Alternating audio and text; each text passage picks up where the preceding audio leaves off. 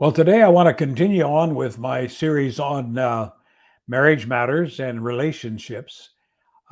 Today I'm going to talk about guidelines for creating a safe emotional space.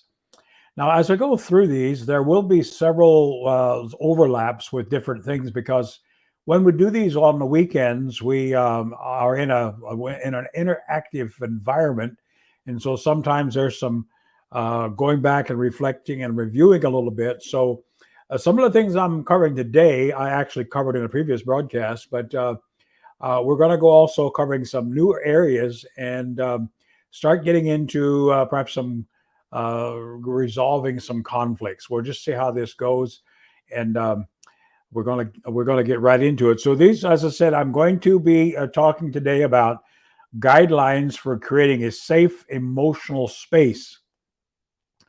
As I've said in previous broadcasts, that one of the things we often ask couples is if they feel safe with each other. And of course, when we ask them that question, it's not that we're asking whether they think they're going to get beat up when they get home or not, but simply it's a matter of are they feeling emotionally safe with their spouse so they can be who they are, they can share their feelings, their desires, their pain, their wishes, whatever, without being put down or without making being made to feel like what they have to say or what they desire is not really worthwhile. And so this is the area that we're talking about feeling safe. We need to be in a place where we can be who we are. We can just be able to just share our hearts with each other, and we're doing so without fear of reprisal, to where we'll be put down and made fun of or whatever. And unfortunately, there are a lot of couples who do not have the experience of having that kind of a safe place. And so that's what I want to start dealing with today. So, number one, the first guideline we need to have is continually working to improve our communication skills. You're going to hear me talk about communication skills and the need to hone our skills and the need to learn how to listen and all the other things that are connected with communication. Communication is more than just talking. We can talk and bypass each other and talk over each other or completely miss the subject that we're wanting to discuss.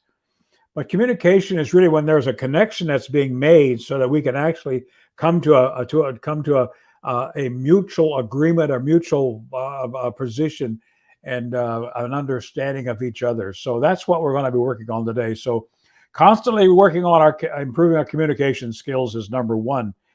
And the first one of the first things we need to do is develop the skill of being a good listener. Now, I have a broadcast up here on this, the art of listening, but being a good listener, actually, a good part of communication is just simply listening to what's being said. Most of the time, we're so busy wanting to be heard that we don't take the time to listen.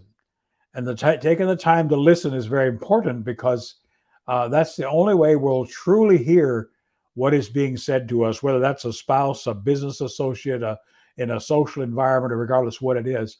We need to learn to listen. My dad used to always say that every time a sheep bleats, he loses a mouthful, and I guess there's a real truth in that, because it's hard for us to listen to something if we're as while we're talking.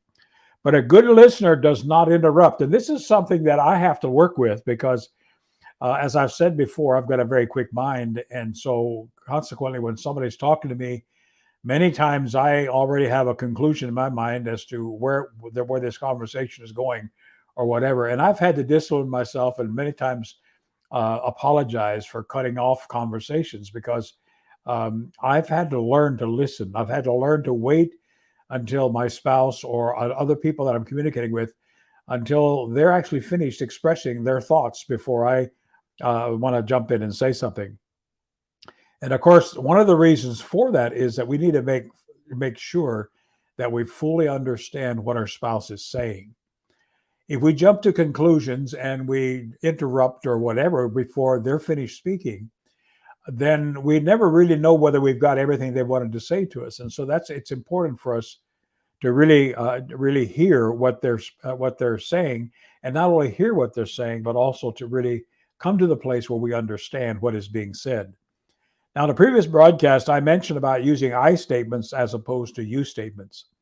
but it bears a little bit of repetition here is necessary, because it bears repeating that every time that I want to use or start a conversation with "you said this" or "you didn't say this" or "you did this" or "did not do that," what that does is immediately puts the other person on a defensive.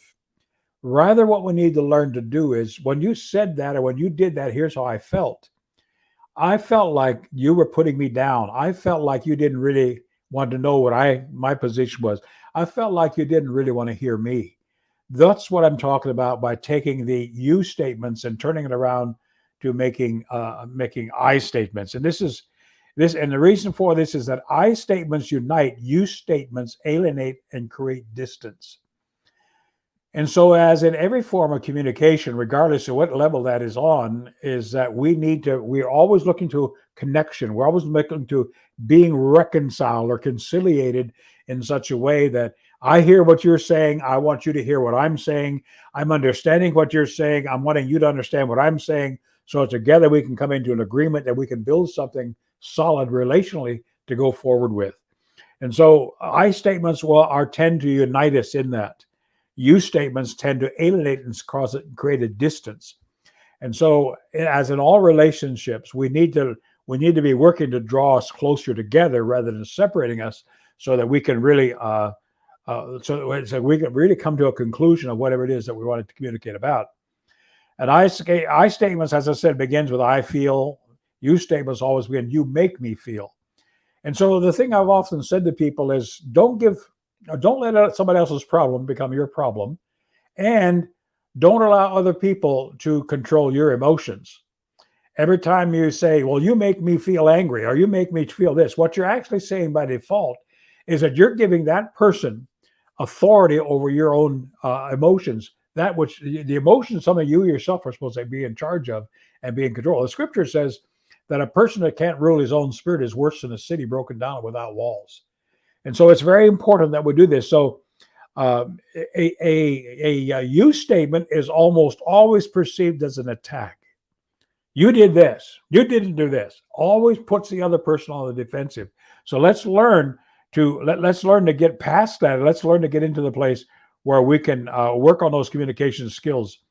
When I own my own feelings by using an I statement, I communicate that I take responsibility for the issue and I do not blame my spouse.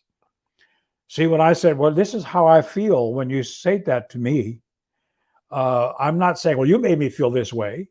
I'm simply taking responsibility for my responses and the way I feel. This is how I feel when you have said that. And so what that does is that it keeps the communication open, and it's not pushing you away and creating distance. It's actually drawing you in. So that's a very important place to start. Number two is to take responsibility to express our needs clearly. One of the things I think that happens to married couples, especially as the years go by, is that we assume our spouse knows what we're talking about, and we assume that they should know how we feel. We assume that they should know what our desires are, but that's not really true. At least not always. Now, my wife and I can complete each other's sentences at times, but that doesn't mean I always know how she feels. I ask her, "How do you feel? Why do you feel like you're a little heavy today? Why is it that your countenance is falling a bit or something like that?" I want to draw that out. I want to hear what she has to say. And so trust breaks down when one spouse feels he or she cannot express their needs to the other spouse. That's what we're talking about when I said we need to create a safe environment, a safe emotional space where we can just be ourselves. I've often said, if we can't be ourselves at home, where do you suggest that we attempt to being ourselves? And so we're creating an environment where we can actually have be who we are, where we can communicate, we can feel safe, and we can feel like we can discuss what we care about, what our dislikes are, our likes, etc. We generally don't express our needs for two reasons, and these two reasons are very important for us. Here's often the reasons why we don't express our needs. Either we're afraid of rejection, number one, or we're afraid of feeling ashamed for having such needs. You see, many times I don't want to express to you how I feel, especially if I'm afraid that you're going to reject how I feel or what I say. Or I'm afraid of feeling, I'm going to feel ashamed to say, well, I'm a man. I shouldn't be feeling this way. I'm macho. I don't have those kind of feelings. Both of those attitudes are incorrect. They're wrong. Because as couples, we need to be able to express and hear each other's needs consistently and consistently build trust in our relationships. So again, we're creating a safe place where we can just simply be who we are, where we can express our needs, our wants, our desires, our feelings, without being in a place where we feel ashamed or we feel that we're going to be rejected because of them.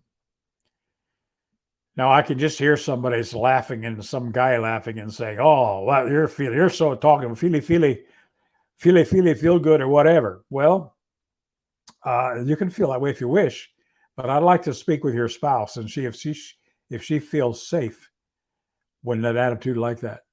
So that's number two. We take responsibility to express our needs clearly. We need to, again, we're not mind readers. Our spouse is not a mind reader. I'm not a mind reader for her, knowing her thoughts in every area as well. Number three, as I've mentioned also on previous broadcasts, but this is so very true and it bears repeating. It says that all relationships are based in pleasure or pain. And many couples who have come to us over the years, they've come to us because of the pain they have in their relationship. I was just recently in a meeting where after the meeting, I asked for people to come forward for prayer if they needed some prayer. And a young lady come to me and was in sobs because of what I had shared. And she was talking about how her dad, starting with her dad and boyfriends and husbands and the husband in her life, she's not felt safe with. She's been violated by boyfriends, and even her dad was violating her emotionally and somewhat physically. And she was just really broken up. And he just say pretty well all of her relationships with the opposite sex, with men, have been a relationship of pain. That is so unfortunate because that's not what God designed us to be. He designed us to be joined together in love, be joined together with joy and peace. If we're constantly living in pain, and because if we're living in pain, we're also always living on the defensive. We're always waiting to see where the next blow is going to come. We kind of live in a fight or flight attitude. And when we do that, it causes our adrenalines to be elevated. And as we live with an elevated adrenaline for any length of time, it's going to start breaking down our immune system and other areas of our health. And so God never designed us to have relationships that are ongoing in pain. Yes, we're going to have pain at times. And I'm not talking about physical pain when you cut yourself. I'm talking about a relationship in pain to where you're afraid to be yourself, where you're afraid you can't speak up to really express your desires and whatever without being put down or being made to feel ashamed. And so all of our relationships are based in pleasure or pain. And we naturally trust people who treat us nicely and who seem to like us. Look back over your life to the interpersonal relationships you've had, whether in a marketplace, whether it's in the social arena, or whether it's in your own home. We will trust people who treat us nicely and respect us. We'll trust those people much more readily, and that's what we're trying to build in relationships: trust, integrity, respect, responsibility. Because it's hard to distrust someone who goes out of his or her way to please us. If your spouse is pleasing you, it's going to be very difficult for you to distrust him or her. And this is the reason for it. It's a relationship that's being built in pleasure. And when that relationship is built in pleasure, it just eliminates so many other things that could become conflicts if we're not careful. Before saying anything negative to our spouse, we should express at least 3 positive things to him or her. I've often told people, or we have as we've counseled couples, we said, I want you to start making a list, and every day I want you to express 3 things that you genuinely appreciate about your spouse. And after you've done that for a week, you come back and see us and see how your relationship has changed. And some of the testimonies that we've heard as a result of that have been really, really interesting. If you just simply start thinking positive about your spouse, it's going to make a big difference in your relationship? You say, well, I can't think of anything positive. Well, why'd you marry them? That's a question only you can answer. Number 4, don't allow issues to go unresolved. This requires that we develop good problem-solving skills. And when issues are left unresolved, resentments will develop and fester. This is a common situation that we find with couples coming to us. They say we just never resolve anything. We talk about things, we have a difference of opinion, but we never get them resolved. We just kind of shove them under the rug and wait for the next to come along. But this should not be that way. We should make every attempt we can to resolve our issues. If we can't resolve them on a one-to-one, get somebody else that you trust. Pull them into that so that you can get those things resolved. Because even the scripture tells us, don't let the sun go down on your wrath. What does that mean? It means that we need to be able to be at peace so we can get rest for our body, rest for our soul, rest for our spirit. So whenever there are problems that come up, and they will, that's part of marriage. When those problems come up, the circumstances come up, you got to get them resolved. Don't let them fester, because if you don't deal with them, they will fester. That's why the scripture tells us that if anyone's taken by the root of bitterness, that root springs up and it causes bitterness and it defiles many around us. Don't let that be. Don't let that happen. Work with those issues so you get them resolved. Learn the skills to get issues resolved. Number 5 is learn to disagree respectfully. Oh, this is a good one. The problem is not that we disagree, but it's how we disagree. You see, I can disagree with you all day, but still respect you. I can honor you as a person. I can love you. I can continue to want to hear and learn more about what makes you tick. Why do you hold the positions that you do? Just because we disagree does not mean our relationship is in trouble. Does not mean our relationship is on the rocks. Doesn't mean that our relationship is strained. It just simply means how we disagree. That's the issue. That's the issue. Disagreement is a part of any good marriage. I don't know of any marriage that hasn't had different disagreements. Our marriage, we've had lots of disagreements over the years, but we've also learned how to resolve them. We've learned how to come to a conclusion with those. We've learned how to disagree respectfully and give each other time to, here's what happens. Here's what we do.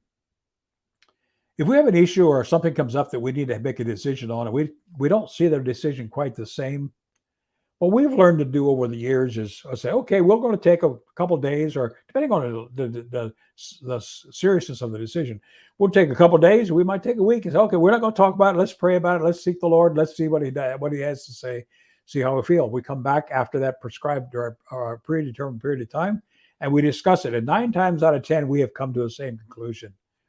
So I would just really encourage you to develop a skill to where you don't have to have an answer right away. Now, sometimes we need to have answers very quickly. They have to, they're time sensitive, and so that's where you learn. That's where you can learn to give each other respect, and you give each other honor, and you let somebody got to make a decision, and whatever that decision is, the other one is going to support it.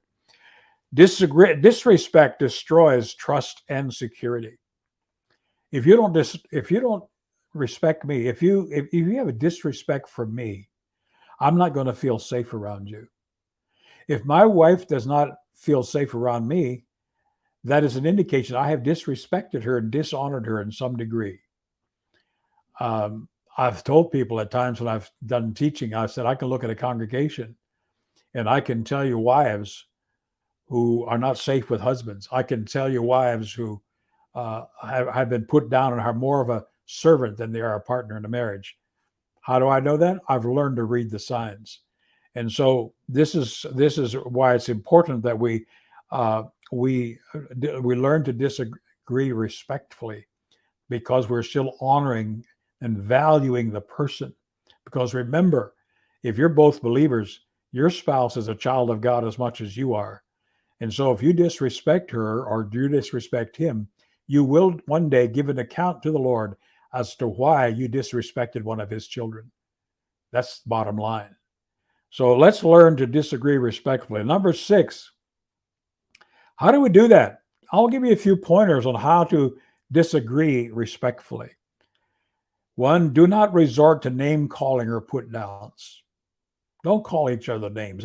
We should probably have a pet name for each other, but don't call each other names and raise your voice and do put downs. That's never going to get you anywhere.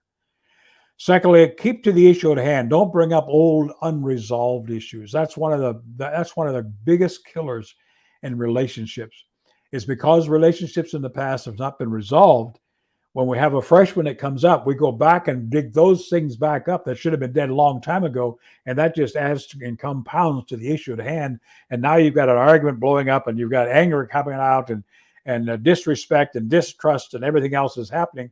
And so you really are not going anywhere as far as getting anything resolved. Do not use number three. Do not use phrases such as "you never" or "you always." I talked about that in another previous broadcast as well. But whenever we use "you never" or "you always" kind of phrases, we put the other person on a defensive. Can't help but do so. And when they're on a defensive, it's almost impossible to get a resolution in an issue. You have to both be positive. You have to both be in a place where you want reconciliation, where you want to bring this thing to a closure. And if you're saying you this or you that or you didn't or you know you never, you immediately that causes, first of all, it's an exaggeration, but it immediately causes a resistance and a response back to saying, oh, wait a minute, I don't always do that. So it's an exaggeration. So become free of doing those things. Next is do not bring the in-laws into the issue to support your case. Well, I'm going to talk to my parents about this. This is why the scripture says to leave your father and mother, cleave to your spouse, cleave to your wife. When you have a household and now you've got into a marriage and you need to respect your in-laws, but they're not the ones that are should be running your household. They're not the ones that should be running your life anymore. You respect them and respect the place they have, but your relationship with your spouse is your relationship with your spouse. You shouldn't include that third person in it. All right, and the next one is take a time out if the disagreement becomes argumentative. Just put it aside. Remember, the issue is not the issue. The issue is the relationship. Don't let issues destroy your relationship. You'll have issues that come up that you don't agree with. But be sure that your relationship is stronger than the issue in your life. Do not try to resolve a disagreement when you're both tired. I've found this to be true. When you've had a hard day at work or a lot of stress been in your life or whatever is going on there, don't try to resolve complicated situations or circumstances when you're both tired. Get a good night's sleep, get some rest, and say, you know what? We'll put this on the shelf till tomorrow. We'll deal with it tomorrow when we both are feeling fresher, both are feeling better. Because I don't want to say something that I'm going to regret. I don't want to say something that's going to cause you to feel less than respected. And so just put it aside. Trust takes a long time to build and a short time to destroy. That's why it is so vitally important that we learn to disagree respectfully. That we learn to disagree in such a way that we honor and respect each other. We value each other's input because we're a team. If you're married, God intends for you to be a team. So a key to building a strong and healthy marriage is that we continually monitor our behavior to keep it respectful, considerate, loving, and caring. So these are just some of the points here that I wanted to bring up so we could creating a safe place. Now, what I'm going to do is I'm going to transition now in a little bit, and I want to just deal a little bit with disagreements and conflicts, and to close out this broadcast. And then I'm going to pick this up and really develop this on a further broadcast. But I want to just kind of transition into dealing with disagreements and conflicts. Conflicts are a normal and a necessary part of human relationships and healthy human relationships, including marriage. In reality, two people can't be expected to agree on everything at all times. Learning how to deal with a conflict rather than avoiding it is crucial. It's absolutely essential that we learn to deal properly with disagreements and conflicts. In fact, what I'm going to deal with in another broadcast is how to turn disagreements and conflicts into growth opportunities. And so we'll take a look at another time. Conflicts continue to fester when ignored, and because conflicts involve perceived threats to our well-being and our survival, they stay with us until we face and resolve them. That's a mouthful, but I'm going to say it again. If conflicts continue to fester when ignored, that they will continue to fester when ignored. But because conflicts involve perceived threats, now they may not be an actual threat, but it's a perceived threat to our well-being and survival, they stay with us until we face and resolve them. I really want you to think about that. Because if conflicts aren't resolved, they're going to fester, because we'll see it as a direct affront to our well-being and to our safety and survival. And unless those are addressed, our relationships will never grow. They will never improve to become what God wanted them to become. So that is very, very important. Now, here's the other thing that we need to understand because of this area of perception. We respond to conflicts based on our perception of the situation, not necessarily to an objective view of the facts. You see, one's perception becomes our reality. Even if that perception is wrong, if I perceive, or I kind of feel like you don't like me, even though I have no basis, I just a feeling that I get, I'm going to start challenging and questioning everything you do, and every facial expression, every motive I'm going to question your motive. If I feel like you don't like me, if that's what I perceive, even though my perception is wrong. Our perceptions are influenced by our life experiences, culture, values, and beliefs. I tend to be the sort of person that I trust people until I've learned, or I should say, I trust people until they prove to me that they're not trustworthy. Because I believe that's the only really way to stay healthy and build relationships. But once you cross that line and you prove to me that you're not trustworthy, I don't have any intentions of maintaining any form or any depth of relationship with you at all. And that's what happens with a marriage. If we do not respect and trust each other, and we agree that we have each other's best interest in mind, then we're going to always be kind of on a defensive.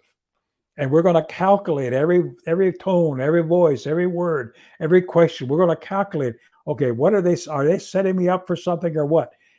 We need to come to the point where we really have a respect and a trust for each other. Now, we develop a style of handling conflict at a very early age.